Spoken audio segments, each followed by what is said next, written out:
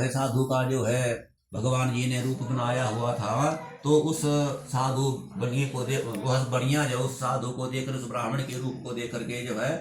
भगवान की ओर हंस रहा है। तो हे महाराज, आपकी जो है धन लेने की इच्छा है, मेरे पास तो इस नाव में जो है बील और पत्ते जो है इस गठड़ी में भरे हुए हैं। तो भगवान कहने लगे कि आपका वचन सत्य ही होगा, आप जो कह रहे हो तत्काल सत्य ही होगा। तो क्या होता है कि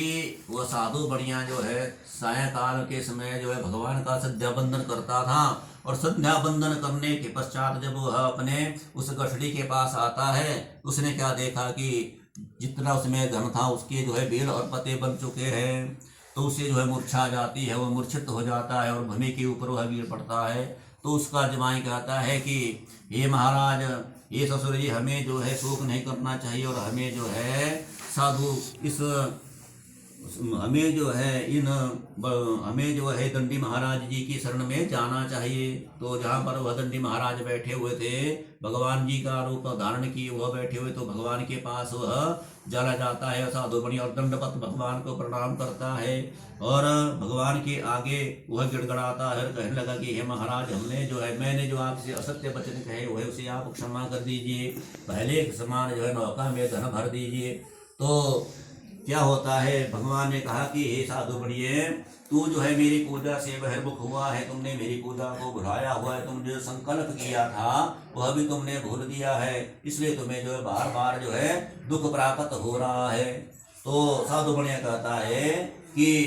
हे महाराज, हे दंडी महाराज, हे भगवान जी, ये ब्रह्मा आदि देवता भी है, जब आपके रूप को नहीं जान सकते हैं तो मैं दुर्बुद्धि जो है आपके रूप को कैसे जान सकता हूँ। तो उसने भगवान की प्रार्थना की और भगवान उसके ऊपर प्रसन्न हो जाते हैं, और भगवान की कृपा से जो है भगवान की माया से जो क्या होता है, कृपा से जो उसके जो बेल और पत्ते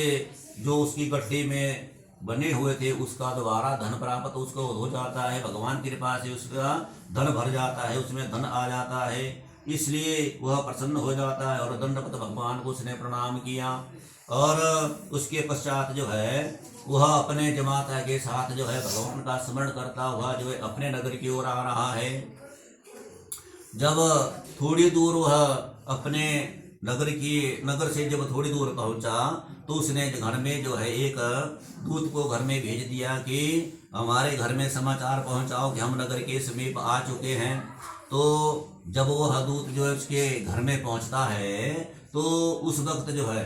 लीलावती और कलावती भगवान का पूजन घर में कर रही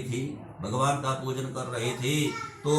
लीलावती जो है पुत्री से कहती है कि हे पुत्री, मैं अपने पति के दर्शन के लिए चलती हूँ, तू कार्य पूर्ण करके जो है भगवान के अपने पति के दर्शन के लिए आना, भगवान का पूजन करके जो है अपने पति के दर्शन के लिए आ जाना। तो क्या होता है कि वह कलावती जो उसने भगवान का तो पूजन कर दिया, पूजा तो उसने पूर्ण कर ली, परंतु भगवान का चरणामृत लेना और भगवान का प्रसाद लेना वह भूल जाती है जल्दी में।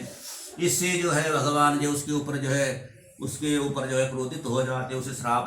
श्रापित करते हैं, उसको श्राप दे दिया कि तुम्हें जो है इसका दारुण दुख प्राप्त होगा। जब वो अपने पति के पास आ जाती है वह कलावती, उसका पति जो है भगवान वहाँ पर अदृश्य हो जाता है। जब उसने अपना पति वहाँ पर नहीं देखा तो उसका पिता जो है वह साधु मणिया बड़ा जो है वहाँ पर कष्ट उसको प्राप्त होता है, और पुत्री ने वहाँ पर जो है पति को ना पा करके जो है मरने का वह संकल्प करती है। तो इस प्रकार कन्या की दशा को देख करके जो है वह साधु बढ़िया जो है भगवान के ऊपर जो है धरती के ऊपर जो है भगवान से प्रार्थना करता है कि हे भगवान जी, मुझसे या मेरे परिवार से जो भी भूल हुई उसे आप क्षमा कीजिए। तो उस वक्त आकाशवाणी होती है कि ये साधु बनिए, तेरी पुत्री जो है मेरे प्रसाद को छोड़ करके आई हुई है, अगर घर में जा करके यह प्रसाद को खा करके आती है तो इसका पति इसे अवश्य ही जो प्राप्त होगा। वह घर में चले जाती है कलावती, और भगवान का उसने चरणामृत लिया, भगवान का प्रसाद ग्रहण किया, और आके उसने जो है वहाँ पर आकर के अपने पति को उसने प्राप्त किया, दर्शन किए। और वहाँ पर जो है उस वक्त जो है साधु वैश्य का पूरा परिवार जो है एकत्रित हो जाता है। तो उस वक्त सभी जो है अपने घर में आ जाते हैं और वह साधु बढ़िया जो है हर महीने जो है भगवान जी का जो है व्रत करता था और भगवान का हर पूर्णमासी को भगवान का व्रत करता था। और इस व्रत के प्रभाव से धन पुत्र इत्यादि से वह उस व्रत के प्रभाव से धन पुत्र आदि धन धान्य से वह संपन्न हुआ, पुत्रों से वह प्रसन्न हुआ, धन पुत्र उसके घर में जो है सब उसको प्राप्त हुआ और प्रत्येक संक्रांति महीने में वह भगवान का व्रत करता था। इस व्रत के प्रभाव से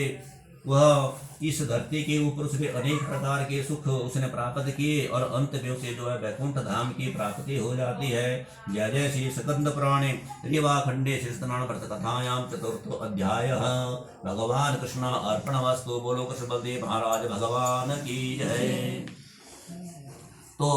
पंचम अध्याय में जो है एक छोटी सी कथा जो है सूत जी सुना रहे हैं और ऋषि मुनि जो है कथा को जो है सुन रहे हैं कि सूत जी कहने लगे कि हे ऋषियों, तुंग नाम का जो है एक राजा है। पंचम अध्याय में कथा सुना रहे हैं सूत जी कि प्रजा पालन में लीन, प्रजा का जो पालन जो है पुत्रों के समान करने वाला जो है तुंगध्वज नाम का एक राजा था और उसने भी जो है सत्यनारायण भगवान जी का जो है प्रसाद छोड़ करके जो है उसे बड़े दुख की प्राप्ति हुई थी। और एक समय की बात है कि वह राजा जो है जंगल में जो है पशुओं का शिकार करने के लिए चला जाता है। गर्मी का जो है मौसम था और जब जंगल में वह राजा पहुंचता है तो जंगल में उसने क्या देखा कि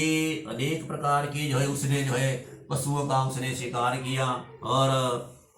बट वृक्ष था जंगल में और बट वृक्ष के ऊपर आकर के वह बैठ जाता है, आराम करने के लिए वह बैठ जाता है। तो उस वक्त जो है वहां पर जो है बट वृक्ष के नीचे जो है ग्वाले लोग जो है भगवान का पूजन कर रहे थे। पूजन किस प्रकार का कर रहे थे कि उन्होंने जंगल में पत्थर की एक भगवान की मूर्ति बनाई है और उस भगवान की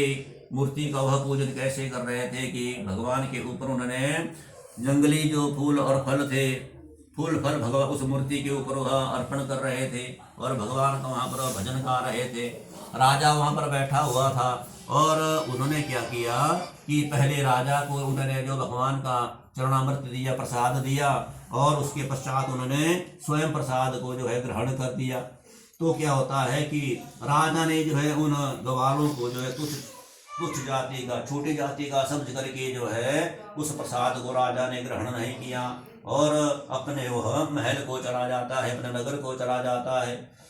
जब अपने नगर में वह पहुंचता है राजा तो उसने क्या देखा कि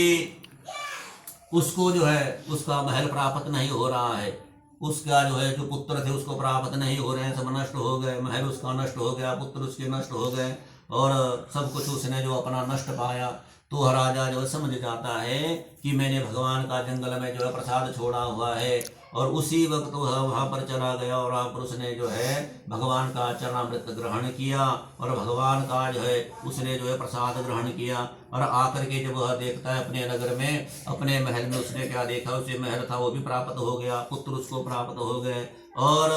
वो भगवान की कृपा से उसे पहले जैसा सब प्राप्त हो गया। तो जो प्राणी जो है इस भगवान की कथा को करते हैं घर में, उनके जो है इस जन्म में और पूर्व जन्म के सब पाप जो है नष्ट हो जाते हैं और जो इस कथा को सुनते हैं, भगवान का जो प्रसाद ग्रहण करते हैं, उसे अनेक प्रकार की जो है संपत्तियां प्राप्त होती है, सुख उनके प्राप्त होते हैं, सुख प्राप्त होते हैं और सब दुख दरिद्र उनके जो है दूर हो जाते हैं। जय जय श्री स्कंद पुराणे रीवा खंडे श्री सत्यनारायण व्रत कथायां पंचमो अध्याय। कृष्णा अर्पणमस्तु। बोलो बलदेव कृष्ण भगवान महाराज की जय।